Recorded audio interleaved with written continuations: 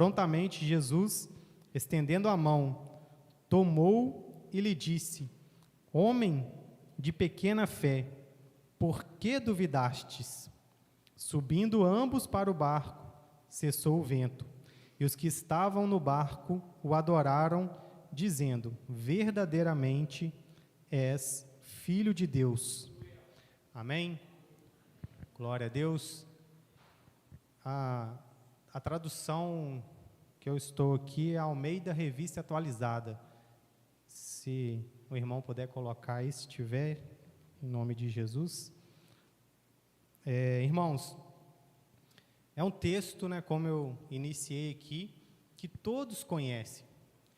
Né? Quem nunca ouviu, né, esse texto sobre Jesus chegando e andando sobre as águas? Um texto também onde Pedro, ele pede para ir até Jesus e anda sobre as águas. Mas se eu fosse dar um tema para a minha mensagem hoje, para esta mensagem, seria: o medo, ele gera desconfiança. E para nós iniciarmos, eu quero te perguntar: como está a sua confiança em Deus? Como tem andado a sua confiança em Deus no ano de 2023? Nós estamos próximo ao fim do ano, já entramos em dezembro, e como se fosse para você fazer uma retrospectiva, como foi o seu ano? Você cresceu em fé? Você cresceu em confiança? Então, o final do ano, muitas vezes, ele nos sugere ou traz para muitos a esperança que ano que vem vai ser melhor, a esperança que as coisas vão se renovar, a esperança que dias melhores virão. Mas também é um tempo de nós olharmos para o ano que se passou. É um tempo de nós olharmos para o que nós fizemos neste ano. Porque muitas vezes a gente fica muito na expectativa, mas não saímos do lugar. Então, eu quero que você reflita o que passou esse ano, o que você fez, como está o meu e o seu cristianismo. E falando um pouco, entrando um pouco na escritura bíblica, nós vamos ver que o versículo 22, ele vai iniciar assim, acompanhem comigo: logo a seguir. Então ele inicia falando que algo está seguindo, um acontecimento que estava acontecendo e agora está entrando em outro acontecimento. Ou seja, o versículo 14, ele vai iniciar falando sobre a morte de João Batista, a morte de alguém que Jesus amava, alguém que era próximo de Jesus, alguém que era íntimo de Jesus. Você conhece a história? E Herodes, ele manda decapitar João Batista, né? Influenciado ali por Herodias, porque ela, né, fez esse pedido para a filha dela, e a filha dela fez esse pedido para Herodes. Então, ele ali fica constrangido diante das pessoas, porque ele disse que tudo que ela pedisse, ele daria, e ela pede a cabeça de João Batista num prato, numa bandeja, e assim João Batista foi decapitado. E nós vemos depois disso que Jesus, ele segue para um lugar deserto, mas as multidões vão acompanhar Jesus. Jesus recebe a notícia da morte de João Batista e ele vai para um lugar deserto, porém as multidões acompanham Jesus. E Jesus, quando ele olha aquelas multidões ali, um pouco mais adiante, ele se compadece delas. Jesus, ele olha os enfermos e começa a curar os enfermos. Então, eu já aprendo que Jesus, ele se compadece da nossa dificuldade. Jesus, ele se compadece de nós. Porém, a tarde foi chegando, o tempo foi passando, e os discípulos chegam para Jesus e falam: Jesus, já é tarde, logo vai escurecer, despede esta multidão. Porém, Jesus não faz como os discípulos querem, Jesus não faz como os discípulos sugerem. Jesus, ele não é como um homem. O homem, quando vê uma situação difícil, quando vê que ele não tem capacidade para resolver, ele quer o quê? Ele quer se desfazer daquele problema. Mas Jesus não. Jesus nos ensina que nós devemos enfrentar os problemas. E Jesus fala: dai vocês mesmos de comer a multidão. E os discípulos: temos somente, senão, 5 pães e 2 peixes. Ou seja, humanamente, como vamos alimentar essa multidão? Com apenas 5 pães e 2 peixes.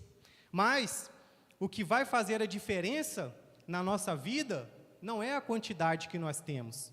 O que vai fazer a diferença não é se nós temos muito ou se nós temos pouco. Por quê? Nos versículos adiante, Jesus vai dizer: trazei a mim. O que vai fazer a diferença na minha e na sua vida é na mão de quem nós estamos colocando. Se é pouco, se é muito, às vezes você olha, mas o meu dom é pequeno. Às vezes você olha, mas o que eu tenho é muito simples. Mas na mão de quem você está colocando? O que vai fazer a diferença na minha e na sua vida é na mão de quem nós temos colocado os nossos recursos, os nossos talentos. E aí, os discípulos, eles levam aqueles pequenos alimentos às mãos do Mestre.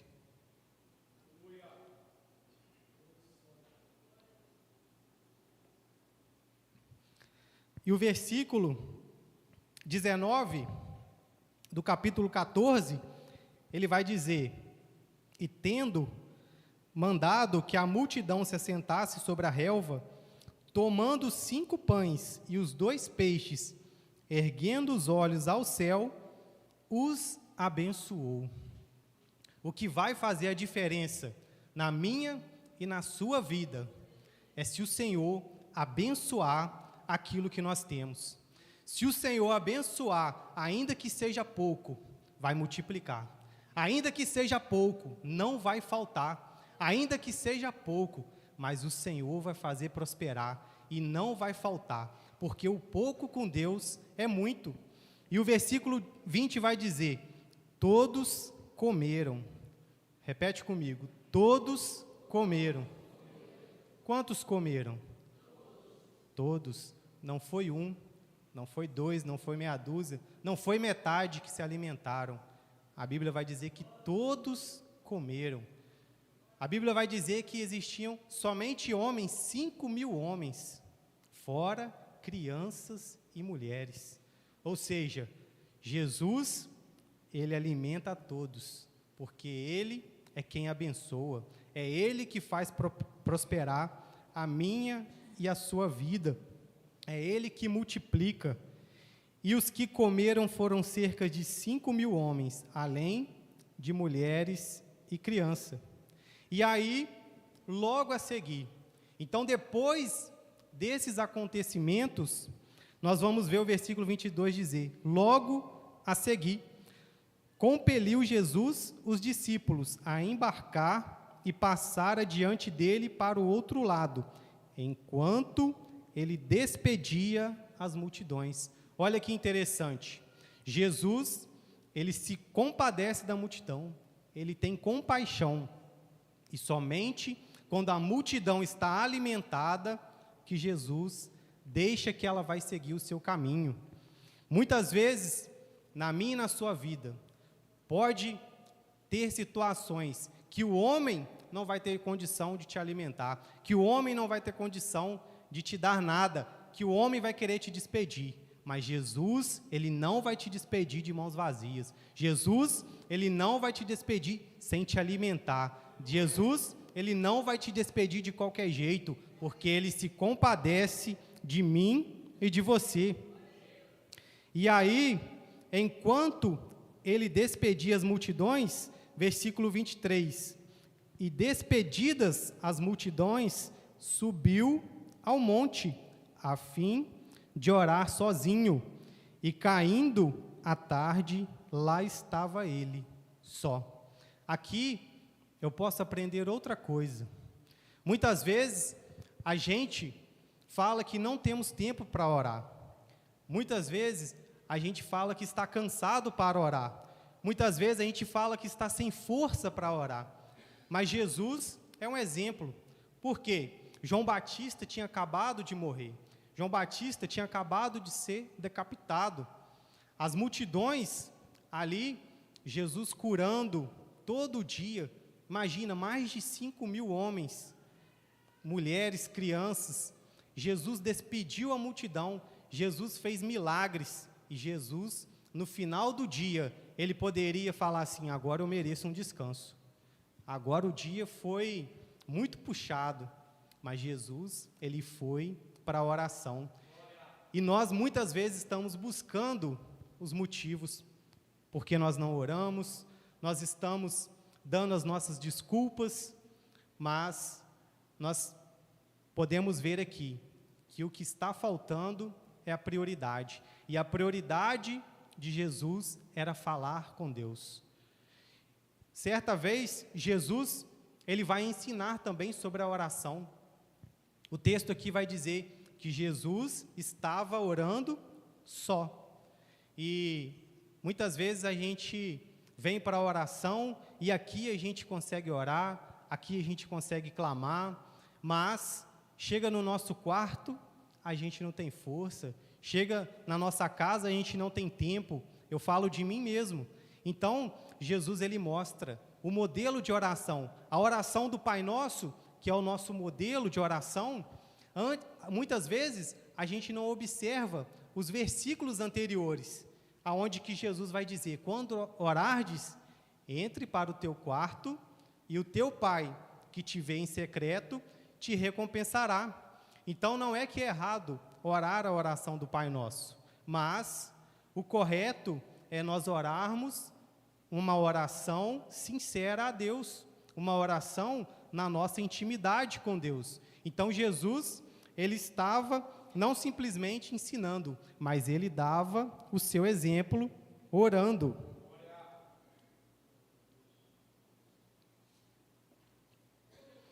Lá estava Ele, só. Versículo 24. Entretanto, o barco já estava longe. O versículo 24, ele começa dizendo: entretanto, ou seja, em paralelo à oração de Jesus, em paralelo ao que Jesus estava fazendo, algo está acontecendo. Entretanto, enquanto Jesus orava, o barco estava longe, a muitos estádios da terra, açoitado pelas ondas, porque o vento era contrário. Enquanto Jesus orava, os discípulos estavam no meio do mar, a muitos estádios da terra, açoitado pelas ondas, porque o vento era contrário. Jesus, depois de se retirar a um lugar deserto, depois de orar, ele vai ao encontro dos discípulos no mar. Só que interessante é que quando o vento vem, quando a dificuldade vem, parece que Jesus está longe. Quando nós estamos cercados, quando nós não vemos saída, o nosso sentimento é que Deus está longe. O nosso sentimento é que Jesus, Ele não pode nos ouvir. Mas essa mesma passagem, lá em Marcos 6:46, o Evangelho de Marcos vai nos detalhar que Jesus, Ele via o barco, que Jesus, Ele sabia que os discípulos estavam remando contra um vento difícil, contra um vento contrário. O que eu quero te dizer? Deus vê aquilo que você está passando. Deus, ele sempre está vendo a sua dificuldade. Deus, ele está vendo a tempestade que você está passando. Ainda que você ache que ele está longe, ainda que você ache que ele não pode ir de encontro à sua vida, que ele não pode te alcançar nesse momento, mas Deus, ele está atento. Deus, ele está no controle de todas as coisas. Aleluia! Glória a Deus. Versículo 25. Na quarta vigília da noite, foi Jesus ter com eles. Quem foi ter com eles? Quem foi ao encontro? Na quarta vigília da noite. O momento mais escuro, o momento mais difícil. A quarta vigília da noite se compreende no horário de 3 da manhã às 6 da manhã, ou seja, o período mais escuro da noite, o período mais difícil. E ali é nessa hora que Jesus foi ter com eles. E muitas vezes a gente acha que Jesus está longe, mas no momento mais difícil é que ele aparece. No momento que a gente acha que o barco vai afundar, é o momento que Jesus chega. No momento de maior escuridão, é o momento que Jesus chega. E o versículo 25 vai dizer: na quarta vigília da noite, no momento mais escuro, Jesus chega para te socorrer. No momento onde que você acha que não tem mais saída, Jesus está chegando para te socorrer. Foi Jesus ter com eles. Por quê? No momento mais difícil, a gente não tem capacidade nem para ir aos pés de Jesus. No momento mais difícil, a gente não tem força nem para ir, a gente não tem força nem para clamar, mas Jesus, ele chega. No momento que a gente acha que acabou, no momento que a gente acha que não tem mais jeito, na quarta vigília da noite, é aonde que Jesus chega.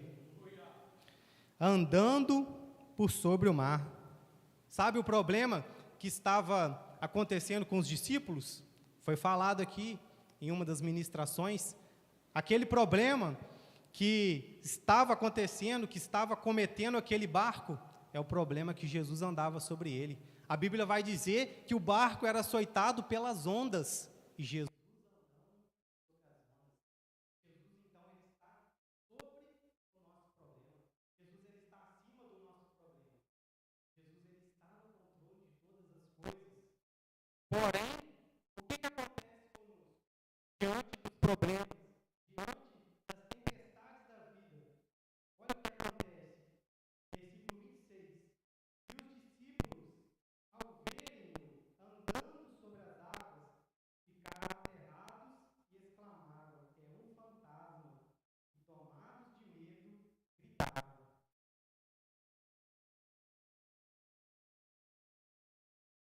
O que acontece no momento mais difícil? O que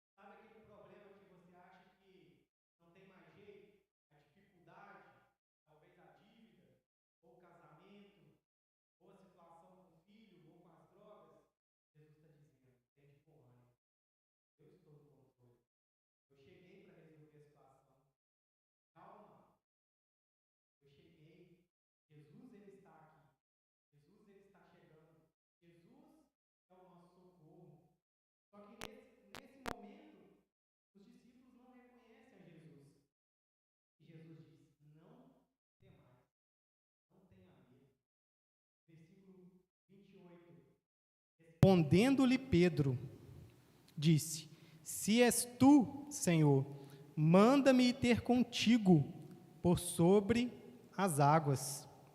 Versículo 28. Então, Pedro, ao ouvir a voz de Jesus, ele dá uma resposta.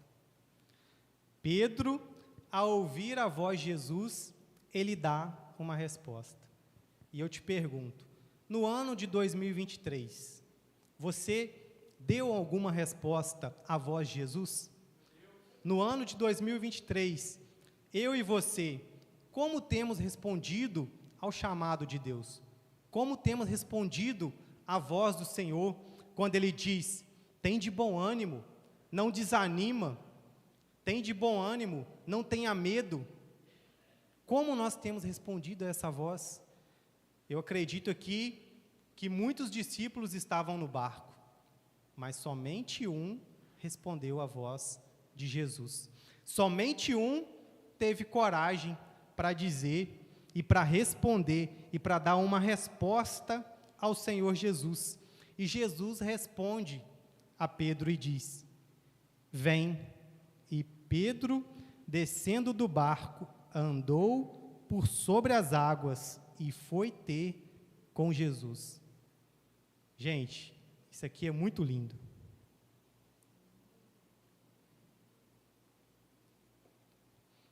Pedro é o único homem que eu conheço, biblicamente, que andou sobre as águas. O que isso nos ensina? Somente aquele que responder ao chamado de Jesus vai viver coisas sobrenaturais. Somente aquele que dá uma resposta ao chamado de Jesus vai viver coisas grandes, vai viver coisas maravilhosas. Existiam muitos discípulos ali, tinham muitos discípulos no barco, mas somente um andou sobre as águas, somente um viveu uma experiência única, uma experiência sobrenatural. Muito se foca que Pedro, ele começou a afundar, mas também foi o único que viveu uma experiência sobrenatural como essa. Foi o único que fortaleceu a sua fé ali naquele momento, de maneira que ele viveu uma experiência que nenhum outro viveu. E o versículo 30 vai continuar: reparando, porém, na força do vento, teve medo. Repete comigo: teve medo. Quem teve medo? Por que Pedro teve medo? Porque olhou para a força do vento. E a gente acha, o grande erro de Pedro foi porque Pedro reparou na força do vento, mas não foi. A gente pensa, o grande erro de Pedro é Pedro olhar para o vento, é Pedro olhar para a tempestade, mas esse não foi o grande erro de Pedro. O grande erro de Pedro foi deixar de olhar para Jesus. O problema não é para onde nós estamos olhando, o problema é deixar de olhar para Jesus. Sabe por quê? Todo aquele que deixa de olhar para Jesus, ele afunda. É impossível deixar de olhar para Jesus e não afundar. O problema aqui não foi Pedro reparar na força do vento, mas ao mesmo tempo que ele reparava na força do vento, ele deixava de olhar Jesus. O problema é que muitas vezes as coisas vêm para nos distrair, para fazer com que a gente perca o foco. Mas o apóstolo Paulo, um grande apóstolo de Deus, ele vai dizer: prossigo para o alvo, para o prêmio da soberana vocação em Deus. Quem é? Cristo Jesus. Ou seja, ele mantinha os olhos dele fixo, ele mantinha os olhos dele naquele que ia fortalecer ele. E aí, o apóstolo Paulo, diante das tribulações, das tempestades que ele também passou, dos açoites, da prisão, ele vai chegar no fim e vai poder dizer: combati o bom combate, completei a carreira, guardei a fé. Porque ele olhava fixo, deixando as coisas que ficaram para trás. E ele olhava para o alvo. O alvo é Cristo. Você, em 2023, que por algum momento desviou o seu olhar, volte o seu olhar para o alvo. Volte o seu olhar para Cristo. É Ele que te fortalece. É Ele que te dá a capacidade de enfrentar as dificuldades. É Ele que te dá a capacidade de vencer a tempestade da vida. Por quê? Senão, é certo que iremos afundar. Aleluia. Versículo 30, continuando. Teve medo e, começando a submergir, gritou: salva-me, Senhor. Mas se eu e você deixamos de olhar a Cristo e começamos a afundar, o que devemos fazer? Clamar ao Senhor. Clamar como Pedro clamou. E o versículo 31 vai dizer: e prontamente Jesus, estendendo a mão, tomou. Quando você clama, Deus te toma na mão. Quando você clama, o Senhor, Ele te sustenta com as mãos dEle poderosa. Quando você clama, Jesus prontamente está para te resgatar. Ele é aquele que nos resgatou do império das trevas. E Ele está prontamente para nos resgatar das nossas dificuldades. Tomou e lhe disse: homem de pequena fé, por que duvidastes? Gente, aqui é interessante, né? Jesus faz uma pergunta, mas Jesus já não sabe as respostas. Por que Jesus faz uma pergunta então para Pedro? Homem de pequena fé, por que duvidastes? Quando Jesus pergunta algo para nós, é porque dentro de nós precisa gerar uma resposta. É dentro de nós que precisa gerar essa resposta. Então, Jesus queria que Pedro refletisse e gerasse uma resposta para ele mesmo, não para Jesus, porque Jesus já sabe, Jesus já conhece todas as coisas. E eu vou um pouquinho atrás e eu vou ver que em uma outra passagem, nós vamos ver no Evangelho de Mateus, que os discípulos também estavam em um barco, e o barco também começou a ser açoitado pela tempestade.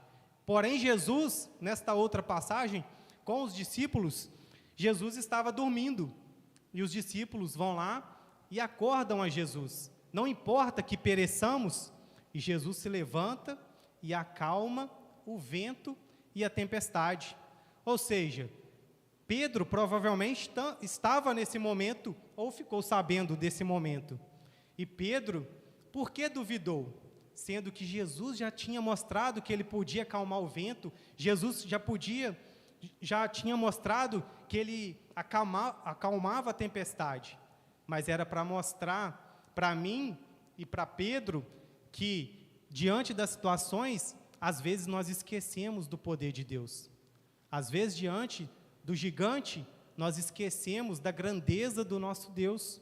Então, por que Pedro estava duvidando se ele já sabia que Jesus acalmava o vento, já acalmava a tempestade? Então, Jesus pergunta para gerar uma resposta dentro de Pedro. E Pedro se lembrar, mas Jesus não já tinha acalmado o mar? Jesus não acalma o vento e a tempestade? Jesus não está no controle de todas as coisas? E nós também devemos confrontar o nosso interior. Porque diante, às vezes, de uma situação pequena que se levanta, a gente já esquece do poder de Deus, a gente já esquece daquilo que Deus fez na nossa vida, a gente já esquece da grandeza de Deus, de como o Senhor já controlou tantas situações, de como o Senhor já nos livrou de tantas coisas. Então, isso tem que gerar uma resposta dentro de nós mesmos.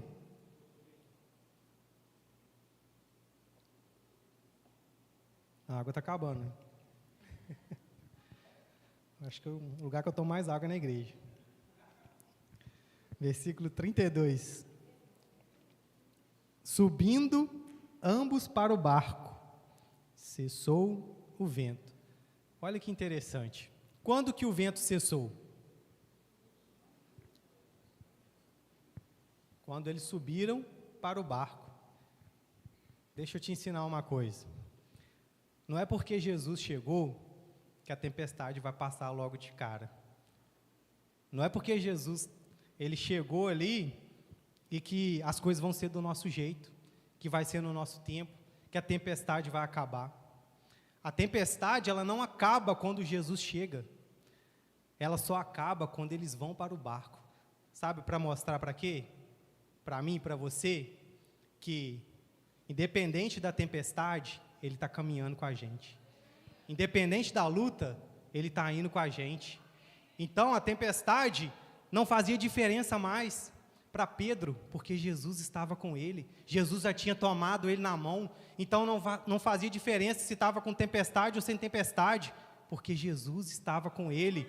Então, somente quando eles sobem no barco, é que a tempestade cessa, para mostrar que o Senhor está no controle e que a palavra dele é fiel, que ele estaria conosco até a consumação dos séculos, que ele estaria conosco até o último dia. Ou seja, vai ser com luta, vai ser com tempestade, vai ser com dia difícil, vai ser na quarta vigília da noite, mas ele vai estar caminhando conosco. Se a gente clamar, ele vai estar conosco até o último dia. Subindo ambos para o barco, cessou o vento. Deus tem um propósito em todas as coisas, até no vento. Deus tem um propósito. Deus quer nos ensinar. Deus quer que a gente venha largar o medo, a desconfiança. Ele quer que nesse ano ainda a gente venha confiar mais nele. A gente venha ser mais crente. A gente venha ser cristão de verdade. Versículo 33. E os que estavam no barco o adoraram. Olha o propósito. Todas as coisas têm um propósito. Pedro pode ter ficado famoso ali por ter afundado, mas todos no barco adoraram a Deus por aquilo que aconteceu, e dizendo: verdadeiramente és o Filho de Deus.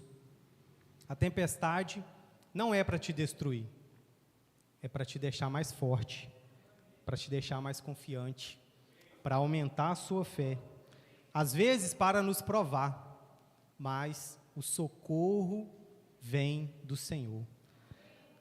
Levante os olhos para os montes, de onde me virá o socorro? O meu socorro vem do Senhor. E todos ali reconheceram que Jesus Cristo é verdadeiramente o Filho de Deus. O maior propósito do Senhor está conosco nas dificuldades. O maior propósito do Senhor nos mostrar, e devemos confiar nele, é que também outras pessoas venham reconhecer que ele é o Filho de Deus, que ele vive e reina eternamente. Salmos 125, versículo 1 vai dizer: os que confiam no Senhor serão como o monte de Sião, que não se abala, mas permanece para sempre. Os montes de Sião, eles estão em volta de Jerusalém.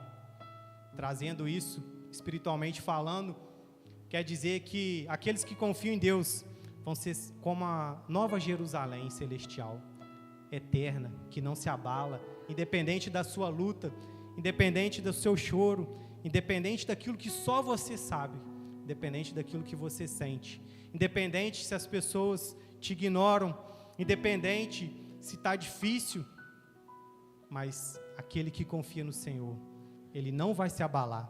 Aquele que confia no Senhor, ele não vai perecer. Aquele que confia no Senhor, ele vai seguir firme até o dia da vinda do Senhor Jesus. Amém? E eu peço que você se coloque de pé para nós orarmos em nome de Jesus. Peço que você dê a mão a essa pessoa que está do seu lado, que você possa passar confiança para ela,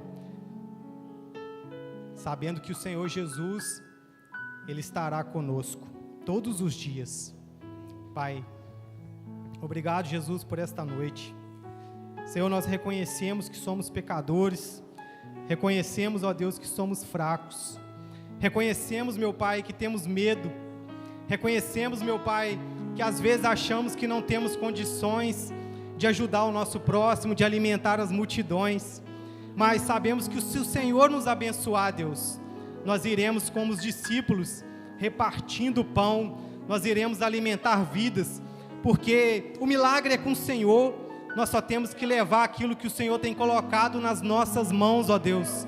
Então eu peço, meu Pai, que o Senhor coloque nas mãos da igreja, meu Pai, um alimento espiritual, e que esse alimento venha alimentar Miraí, que esse alimento venha alimentar essas casas, meu Pai, que estão aqui representadas por cada discípulo do Senhor que aqui está.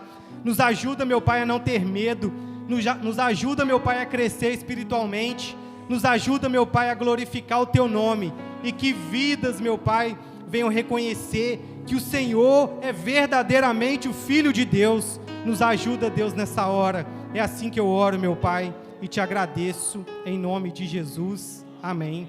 Deus abençoe sua vida.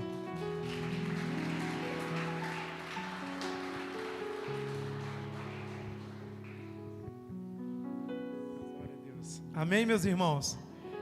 Jesus abençoe a vida do Fábio. Irmãos, essa passagem eu meditei nela essa semana, e algo que ficou bem assim latente no meu coração ao meditar nessa palavra é o desejo de Pedro de viver uma experiência com Deus.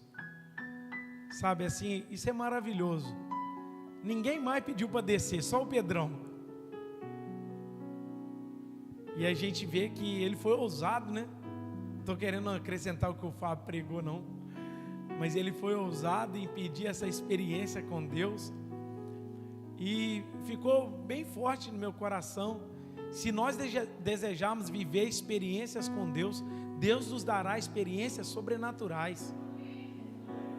Você precisa desejar isso, buscar isso, viver essas experiências sobrenaturais. Ele é o único que andou mesmo sobre as águas. Vamos cantar?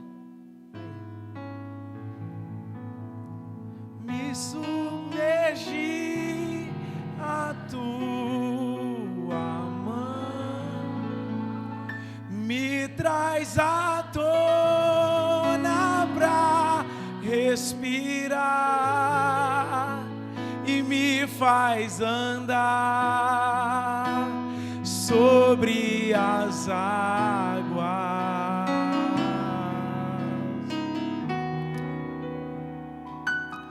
Tu és o Deus, minha salvação, és o meu dono,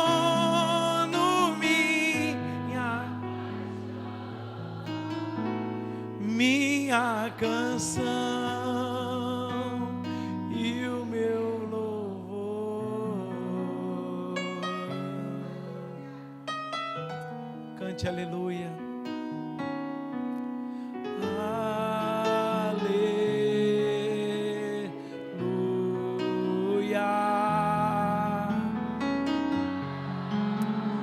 Talvez as ondas estão chegando aí, mas você precisa cantar isso sempre. O mar está te assombrando, situações difíceis na sua enfermidade, no seu corpo, na sua vida, a falta de fé, de perseverança. Cante aleluia. Você tem que permanecer assim, olhando firmemente para Jesus.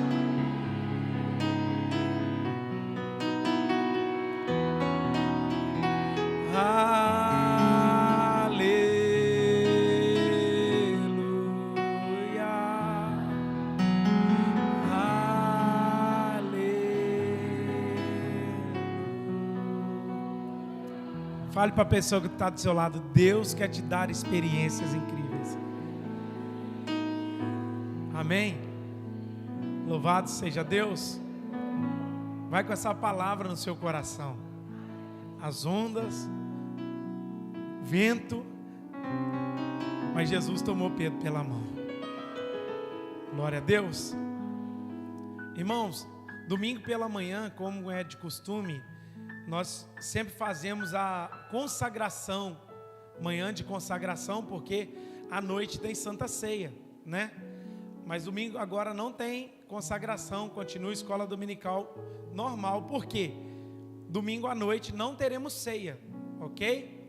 porque a nossa Santa Ceia esse ano vai ser nesse mês, vai ser no dia 31 de dezembro, ok? No culto da virada. Mas domingo será culto de primícias, normal. Traga os seus alimentos, venha cultuar o Senhor, né? Vou estar pregando sobre a vida de Abraão, o que fazer no meio do processo, né? Enquanto Deus não realiza, como que a gente tem que ficar? Como permanecer? Enquanto Deus não cumpre a promessa, né? Deus me deu uma palavra assim, em cima da vida de Abraão. Eu quero que você aqui, traga sua família, vem para cá em nome de Jesus. Amém? Eu vou chamar o pastor Miguel para dar a bênção apostólica, e eu vou estar lá atrás para te cumprimentar. Amém? Glória a Jesus. Pastor Miguel vai orar e vai dar a bênção apostólica, e eu vou te aguardar lá. Amém, queridos. Feche os seus olhos, põe a mão direita sobre o teu coração. Pai, nós queremos mais uma vez te louvar. Nós queremos te agradecer, meu Pai, pela palavra que foi ministrada esta noite. Uma palavra, meu Pai, que trouxe encorajamento para cada um de nós. Porque nós sabemos que, independente das circunstâncias, mesmo que o mar esteja bravio, o vento esteja forte, o Senhor sempre estará perto de nós. Por isso, meu Pai, nós queremos te agradecer por essa palavra tão preciosa, tão maravilhosa. Continua abençoando o teu servo, meu Pai, o nosso irmão Fábio, concedendo a ele mais e mais sabedoria, meu Pai, para que ele possa continuar sendo usado como um instrumento nas mãos do Senhor. Leva-nos de volta aos nossos lares, debaixo da tua proteção, da tua graça, Pai. E se assim for a tua vontade, Deus, desperta-nos na madrugada, para que possamos viver momentos a sós com o Senhor, momentos de intimidade com o Senhor, Pai. Nós te agradecemos, meu Deus, por essa noite tão preciosa, em nome do Senhor Jesus Cristo.